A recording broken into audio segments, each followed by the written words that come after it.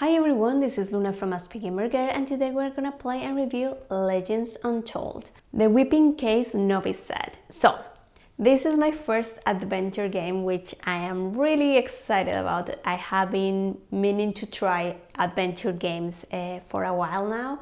So I'm gonna give you an overview of how the game works and how it plays, and at the end of the video I will give you my final thoughts on the game. Before I start, during the video an overview of how to play the game, I'm gonna start showing you the pages on the rulebook or where to find what I'm talking about. So the game comes with two booklets. One is the rule books in general for Legends Untold, and the other one is specific for this adventure. All the pages I'm gonna show are from the rule book, except the introduction walkthrough. If you like this video, please consider subscribing to my channel for similar content. Let's see how the game plays. Legends Untold is a cooperative adventure game in which players accomplish different quests in order to complete a goal. Players can decide if they want to play the cinematic campaign that has a series of episodes or single scenarios. The players win if they successfully accomplish the goal. The first thing each player selects is a hero. You can choose either a male or a female character. Both have the same abilities. After choosing them, you pick their weapons and talents.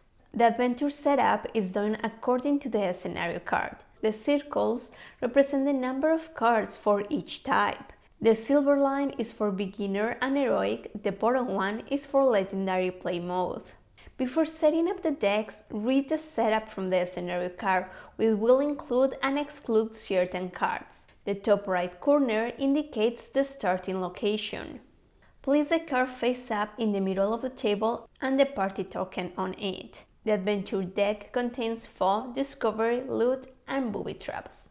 Shuffle the decks and place them on the playing area. Use the reference cards as guides and place the remaining party token on the bold position of the readiness tracker. Before starting the campaign, decide the outcome if all the heroes are knocked unconscious, and read the goal of the scenario aloud. Each turn consists in 4 phases: scouting, adventure, exploring, and rest.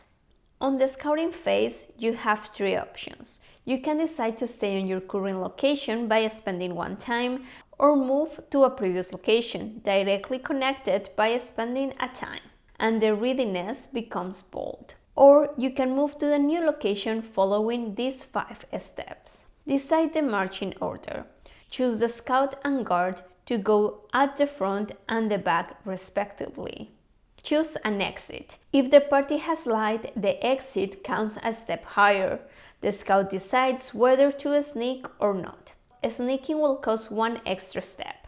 Add location. Turn the top location card and place it matching the exit with the entry.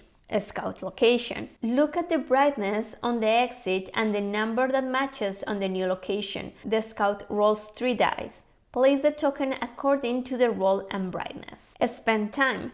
Spend 1 time or 2 if you sneak, and resolve any events. Adventure phase. In this phase, any obstacles, foe, or discovery icons are resolved. Move the party token to the new location. If there is an obstacle on the new location, draw the top card from the deck. There are 2 types of obstacles: trials and traps. Resolve the trial or retrieve to the previous location by spending an extra time.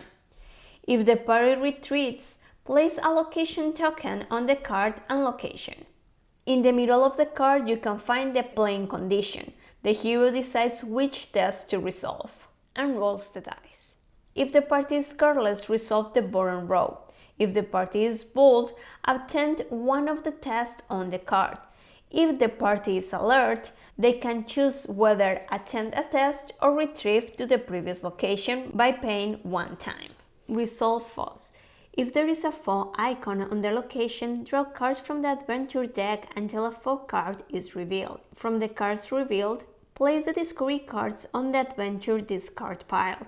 Resolve any booby traps and place the loot cards aside. If the party defeats the foe, the loot is gained. Roll 3 dice and modify +2 if sneaking or entering from a dark exit, or -2 if entering from a bright one. Compare the roll with the full value and proceed with combat. Resolve discoveries. If there is a discovery icon on the new location, draw cards from the adventure card deck until drawing a discovery card. From the cards revealed, discard 4 cards, set the loot cards aside. If the discovery is resolved, they are gained. If you draw booby traps, resolve them immediately. Exploration phase. Move the token to the middle of the location, place the search zone token on top of each barrel, and draw a barrier card for each barrier on the location. You may place a location token on it. Place an environmental icon onto the location if there is not a matching one. Search zones. The party may choose to search the area. If there are barriers blocking, it must be resolved before searching the barrel. Flip the barrel token once you are done. The barriers are resolved according to the type of test. If there is time spent while resolving a barrier, the event is triggered after the card is being resolved. Rest phase. The heroes restores all exhausted talents and kits. Players decide to camp or not. To camp costs a minimum of 1 time. At the end of the rest phase, the party readiness turns bold and move all fear conditions from the heroes who have it. The game ends when the goal is complete and the heroes wins. If all heroes are knocked unconscious, the adventure fails.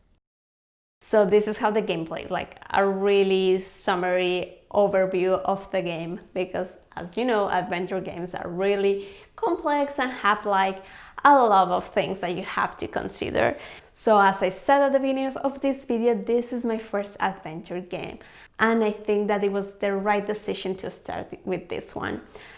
The box itself is not that big, so all the components are like easy to track and easy to find the things that you need. So the rule books, they're pretty thick, they're a little bit intimidating, but they're explained so well, everything, that as soon as you start reading, like it's not a heavy read or anything, and they walk you through the game in a really easy way. And I think that is a huge highlight for games with really complex rules. Another thing that I really liked is that they create this fake scenario for people like me that are new into the game or even into this type of games, to walk you through how the game works. And I really appreciate that they did that. And I like it that they made up this scenario and they didn't use a new scenario that you are gonna play in the game, because in that way you are gonna be able to walk through the real scenarios by yourself, which is awesome. Another really important thing is that there is gender diversity.